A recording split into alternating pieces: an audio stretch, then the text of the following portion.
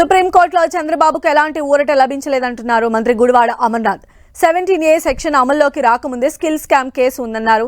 Arrest చేసిన తీరును విమర్శిస్తున్నారు తప్ప తాము తప్పు చేయలేదని ఎక్కడా మాట్లాడడం లేదన్నారు మంత్రి అమర్నాథ్. 2015లో ఓటుకు నోటు కేసులో చంద్రబాబు దొరికినప్పుడు సెక్షన్ 8 అమల్లో ఉందని తప్పించుకునే ప్రయత్నం చేశారని మండిపడ్డారు. ఇప్పుడు కూడా అలాంటి ప్రయత్నమే చేస్తున్నారని విమర్శించారు. ప్రజా కోర్టులో చంద్రబాబుకు శిక్ష తప్పదన్నారు మంత్రి అమర్నాథ్. జరిగినటువంటి వాదనలు కానీ ఇచ్చినటువంటి తీర్పు కానీ ఇవన్నీ చూసిన తర్వాత నాకు తెలిసి ఏ రకమైనటువంటి రిలీఫ్ అనేటువంటిది చంద్రబాబు నాయుడు గారికి కలగలేదు అనేటువంటిది నా అభిప్రాయం, ప్రజల అభిప్రాయం, కోర్టు అభిప్రాయం. 17A అనేటువంటిది ఒక ప్రొసీజర్కి సంబంధించినటువంటి ఒక సెక్షన్.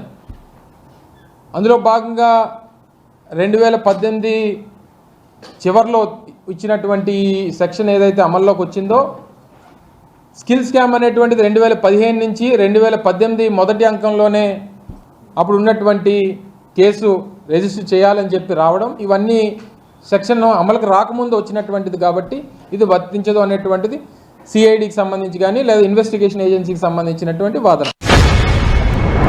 ఈ రోజు వరకు ఎక్కడా అసలు మేము తప్పు చేయలేదనేటువంటి మాట ఎక్కడా మాట్లాడట్లేదు.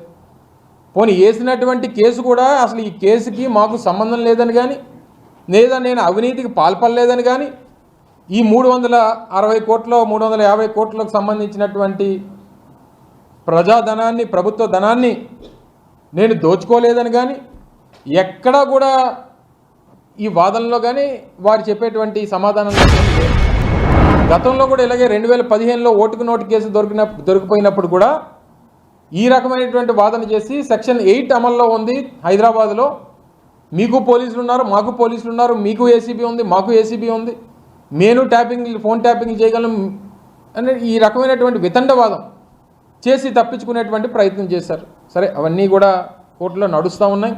ఇప్పుడు జరగాల్సిన ఈరోజు వచ్చినటువంటి ఈ తీర్పు చూసిన తర్వాత చంద్రబాబు నాయుడు గారు బోన్లో నిలబడి ఇన్వెస్టిగేషన్ ఏజెన్సీకి సంబంధించి కానీ న్యాయస్థానం ముందు కానీ దొంగలా నిలబడి సమాధానం చెప్పాల్సినటువంటి అవసరం ఉంది. బెయిల్ మీద ఉన్నటువంటి ఒక దొంగే తప్ప